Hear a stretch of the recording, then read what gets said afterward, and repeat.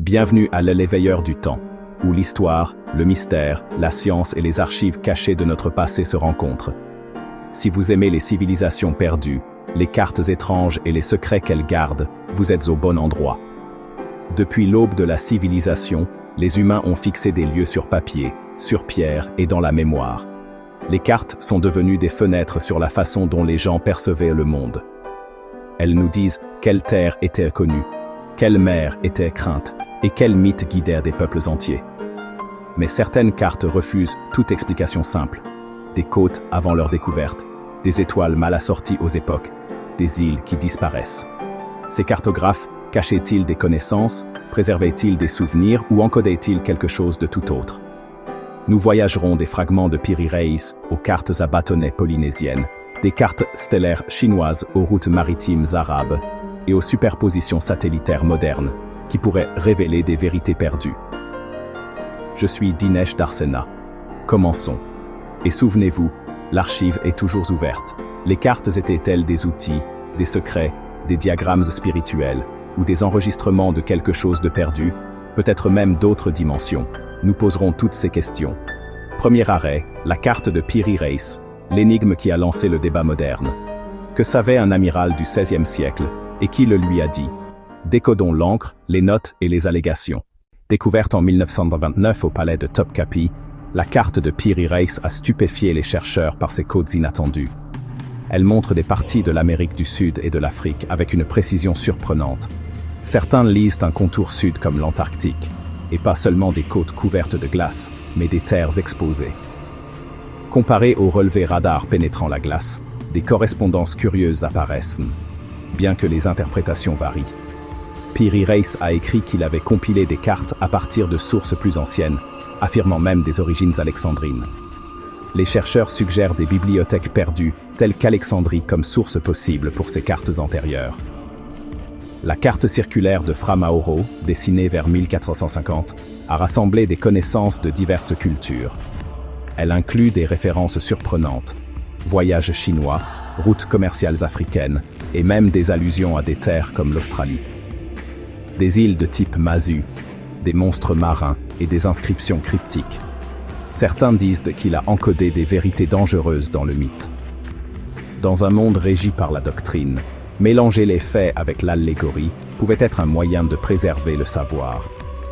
Le travail de Fra Mauro nous rappelle que les cartes médiévales étaient des collaborations mondiales, tissées à partir de nombreuses voies. Ensuite, les cartes des cieux, les cartes stellaires chinoises et les mandalas qui cartographiaient plus que l'espace. À Dunhuang, une carte stellaire datée d'environ 700 après JC montre plus de 1300 étoiles dans des arrangements précis. L'astronomie chinoise liait les cieux au pouvoir terrestre. Cartographier le ciel était politique et spirituel. Certaines constellations sur la carte de Dunhuang ne correspondent pas au ciel visible de leur époque, suggérant la préservation de positions stellaires plus anciennes. S'agissait-il d'une erreur, ou d'une relique d'un ciel antérieur façonné par des déplacements axiaux? En Inde, les mandalas sont des cartes du cosmos, superposées, symboliques, cartographiant les plans physiques et métaphysiques. Ce ne sont pas des cartes de navigation au sens moderne, ce sont des instructions pour traverser les mondes intérieurs et extérieurs. Cartographier les cieux validait les souverains, un miroir cosmique pour l'autorité terrestre. À travers l'Asie, les temples et les villes étaient alignés sur des motifs célestes. Les cartes étaient des instructions gravées dans la pierre. Si les cartes stellaires et les mandalas encodent différentes couches de réalité, alors les cartes pourraient être des outils multidimensionnels. Par-delà les océans, d'autres peuples cartographiaient le mouvement lui-même. Prochainement, les cartes à bâtonnets polynésiennes. Les navigateurs polynésiens utilisaient des cartes à bâtonnets, des treillis de nervures cartographiées avec des coquillages et des bâtonnets courbés pour enseigner les houles océaniques. C'étaient des cartes pédagogiques, mémorisées avant les voyages. L'océan lui-même devenait la carte pendant le voyage. Les voyageurs lisaient les motifs des vagues, les oiseaux et les étoiles, pas besoin de boussole. Des tests modernes ont confirmé une précision étonnante. Lorsque rejoués avec le GPS, les routes traditionnelles s'alignent avec une précision remarquable.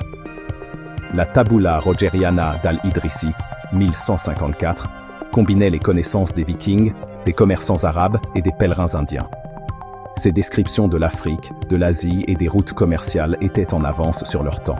Les cartes incluaient des îles fantômes, Yggdrasil, Thulé, Lémurie, des lieux qui apparaissent, disparaissent ou n'ont jamais existé. Certaines pourraient être la mémoire de terres submergées, d'autres des erreurs de navigation, et certaines peut-être des avertissements symboliques.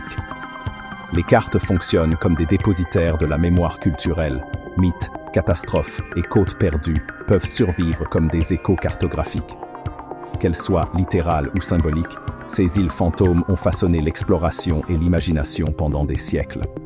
Certains interprètent ces curiosités comme de l'histoire humaine, d'autres y voient des explications plus controversées. Nous examinerons à la fois le sensationnel et le savant, ce qui est preuve, ce qui est interprétation. De l'Atlantide à Mu et la Lémurie, les cartes ont maintenu vivante la possibilité de civilisations disparues. Les cartographes de la Renaissance plaçaient parfois ces terres de manière allégorique, à la fois des leçons littérales et morales. Des voix controversées proposent une intervention extraterrestre, une précision au-delà de la technologie contemporaine. Ces affirmations restent spéculatives.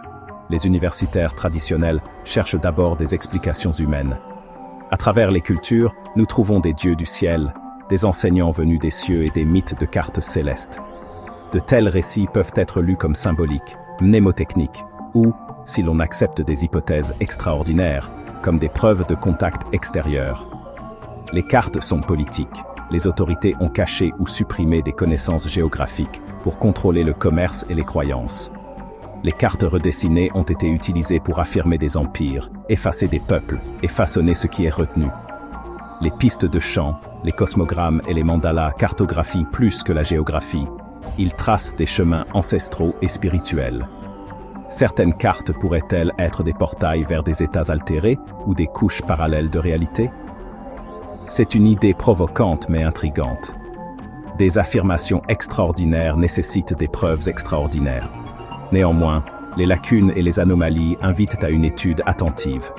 Maintenant, les outils de notre ère, satellites, IA et superposition numérique, pourraient apporter une nouvelle clarté.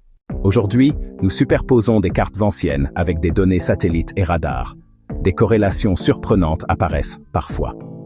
L'IA peut restaurer l'encre fanée, révéler les sous-dessins et récupérer les notes effacées, ramenant les fantômes à la vue.